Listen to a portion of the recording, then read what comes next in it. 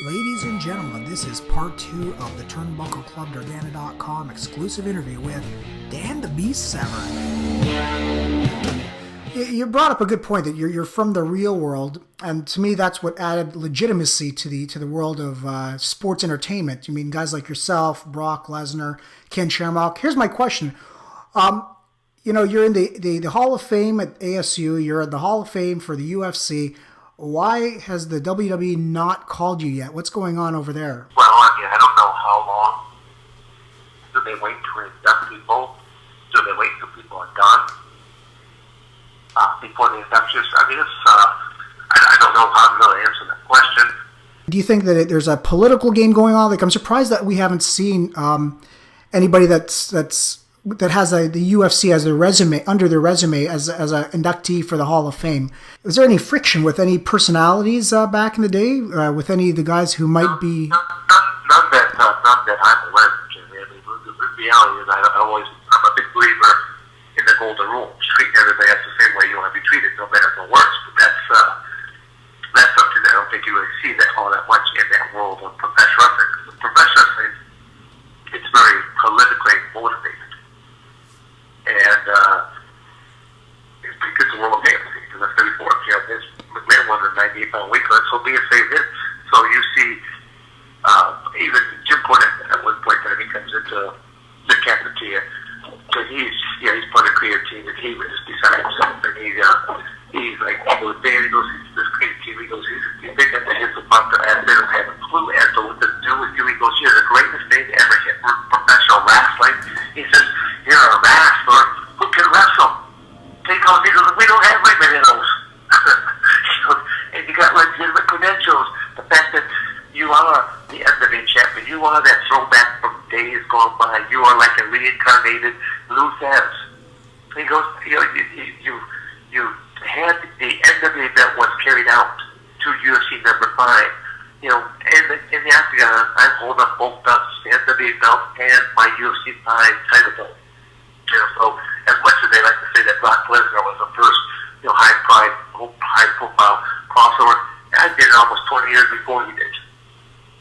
So I am that throwback from days gone by, and I tell people that the NWA belt that I do have and I travel with was given to me by Lou Thesz. So I just have that association.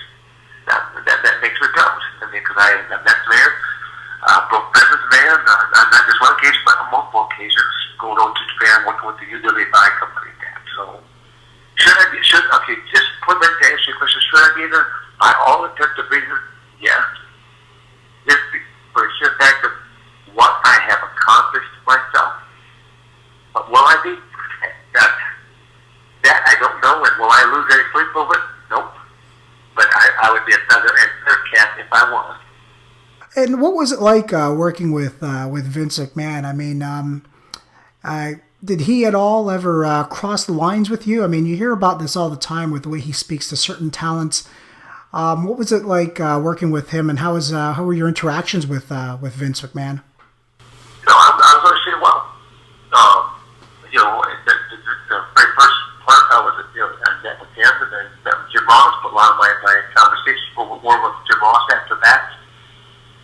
And by the time even contract was signed, and like this, walked in the office, both Vince and Jim Ross, and handshakes, slaps on the back, and the chuckle yuck was going on, and a few other questions were asked, and then all of a sudden, Vince was like, well, how old are you exactly? And I think it was right around that 47, 48 years of age, somewhere in that range. And he looks right at Jim Ross and says, well, who's our oldest rookie ever been? And Jim Ross just points right back and he goes, Dan. But I don't look my age nor do I act my age. Even now, at that age, how I continue to stay on the road and the variety of things that I continue to teach. I am the senior statesman in the room each and every day. Now, you certainly you look good for your age, Dan. Keep it up. What was the most outlandish storyline that you were pitched in the WWE, and who pitched it? One of the ideas that was pitched to me was, to be put 666 across my forehead, mark of the beast, and be an Undertaker disciple. And as the creative pitched me to say, put my hands up like a T, like a time, I'll blow a little whistle, and I'm like, guys, time out. That doesn't happen. I live in small town USA. I am not going to have any repercussions against my family, nor my businesses, nor myself. So, just say that we parted ways in what I would say was an amicable way. And, I just went to continue to work on it. It's like when the WWE put the belt on me, they wanted me to be exclusive to them. I go, what's it worse for me to be exclusive to you? They go, what do you mean? I go, if I'm given opportunities to work on the weekend, I said, I'm not going to have my hands tied. If you want to pay me to sit home then that's fine. Let's come up with some kind of exclusivity, but make it worth my while. Because most people will now understand that as a professional wrestler, you only have so much time to make an income. There's not a 401k. Did you ever watch the movie The Wrestler? Yes, I have. It was a great movie. Now, and I had several people interview me after that. They're like, what did you think of the movie? In my opinion, I said, it was spot on. There's a lot of wrestlers. You could have took the Ram out. You could have put a lot of other people in that same character that Mickey Rourke played, and it would play out the same tension, except it all ended the same way as well. Hey, Dan, were you ever offered a contract with the WCW at that time? Yes, actually, WCW was I think how it went was, I think Vince contacted me first, then WCW contacted me, then WWE brought me back in again, and it was then we into an agreement. So I was actually, even ECW was talking to me at the same time, and I kept thinking, that would have been a real strange world for me to try to jump into. So ECW also expressed some interest in your services? Yes. I see. Yeah, I talked with Paul Agian. I see. What made you go to the WWE? I mean, we know that they're the big brand and that they're it's the Vince McMahon company, but what made you choose them over everybody else? Because WCW was offering some lucrative contracts at that time as well. Oh, at that time, they were keeping WWE spots probably 50-some-odd weeks in a row, which is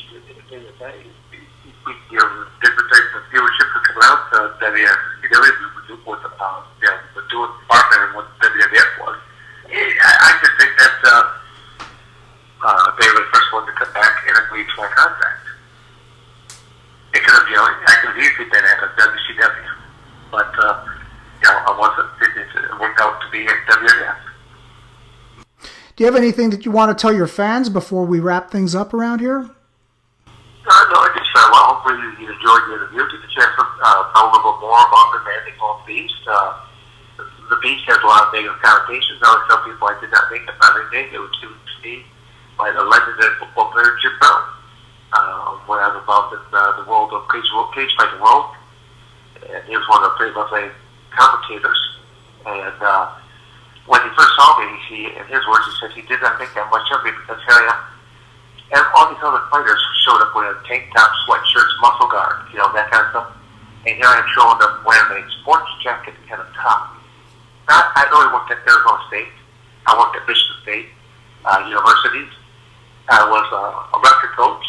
That was proper attire. When you showed up to games with sports jacket and tie, I look like someone's agent. It's what I look like. And I wear glasses for distance.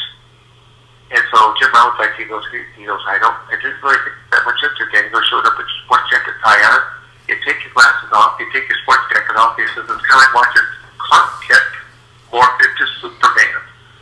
He goes, when you climb that cage, he goes, when you would come unglued and go after this guy, he goes, how do you turn it on like that? And I'm thinking Jim Brown is asking me a question like this.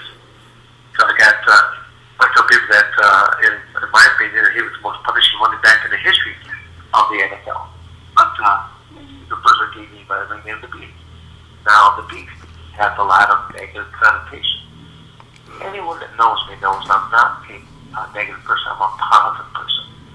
So I tried to come up with an acronym that meant something positive. So the word THE stands for Dan Severn. I'm a teacher, humanitarian, and I'm an educator. My message to people is Beast. To please yourself, to educate yourself, to adjust your attitude, to study hard, and then to teach others, spread the word. Make the planet a better place than when you were first here, but that's the world we live in. There are some people, I think, that abide by that. I think a lot of the quiet, good people way. But the loudmouths, they're not helping the cause out whatsoever. No, they're not at all. Dan, if there was ever a movie on you, I think Tom Selleck, a beefed up Tom Selleck, would probably be the right guy to play the role. Do you think that you would have ever put your mustache on the line, though, if the money was right in the world of pro wrestling? Oh, but of course, I mean, the last come around a few times around the month of November, a.k.a. Movember. And sure, I said, if you get the right charity or something like that, I'm big on charities, so anything that comes to the kids and for military. I should say, yes. almost everything goes really with first responders, because military is one aspect, and there's all of our law enforcement, corrections, first responders, fire department. These guys, they put their life on the line. Even when you look about at 9/11, everyone else is running out of the building, and you've got law enforcement and you got firemen, they're running into a building. Mm-hmm. Mm-hmm. It just goes to show you the difference of the mentality. But the military, in my opinion, is the best run organization that the United States has. Now, as for what the leadership is telling you where to go, no, I take no stock in them. But for what our military is capable of doing, most respect for them. Even one of my sons. I have 5 children. I have 3 sons and 2 daughters. I have one son that is in the Army National Guard. He even asked me before going in. He goes, "Dad, what do you think about me doing this?" And I go, "Son," no greater thing to do than to represent your country. I said, but I said the same thing that I said to you just now, was like, military is the best organization, period. It's just the leadership that tell us where to go for whatever advocated reasons. I take no stock in. If you want to lead, don't lead from behind. Step up in front. I'll take a lot more stock in you. But when you're just a politician, whatever, I don't take the stock in what's left. Dan, last question for you is, what was your favorite or most memorable promotion to work for? We're talking, from the UFC, the World Mixed Martial Arts, Pro Wrestling, the NWA, WWE. What was your most memorable one, and who was the most trustworthy promoter of them all, the guy that actually lived up to what he promised? I had moments in my amateur wrestling career that really stand out to me. I had moments in my professional wrestling career, moments in my cage fight career, and now being that senior citizen, still doing all the things that I do, that now I have all kinds of people that come out of woodwork, so like they're asking, how do you keep going? And so I want to be that inspiration to senior citizens as well. Not to sit around in a rocking chair and just drool down my chair to call that life. That's not it. Well, Dan, thank you so much for your time. You're definitely an inspiration to all of us and the younger generation coming up. And we'd like to thank all of our listeners for tuning in to another episode of the Durgana.com podcast and the Turnbuckle Club. Thank you so much, Dan. Is there anything else that you want to say? No, actually, just push out the website. Just dancer.com. There's only thing I'll close down onto it. Just realize that in another 4 to 6 months, Jamie will reach out to me again because, I'm not sitting as a fifth one. There's no rocket sheds in life. So, like, that's my mind. I always say that there are 2 types of people in this world. Thank you so much. There are those that will sit on the sidelines and watch life passing by, and there'll be those that are going to engage the game. And I want to engage the game to the better end. So, that's basically with me somewhere down the road. Okay, thank you very much, Dan. Take care. Yeah, you too. Bye. Okay, thanks. Bye.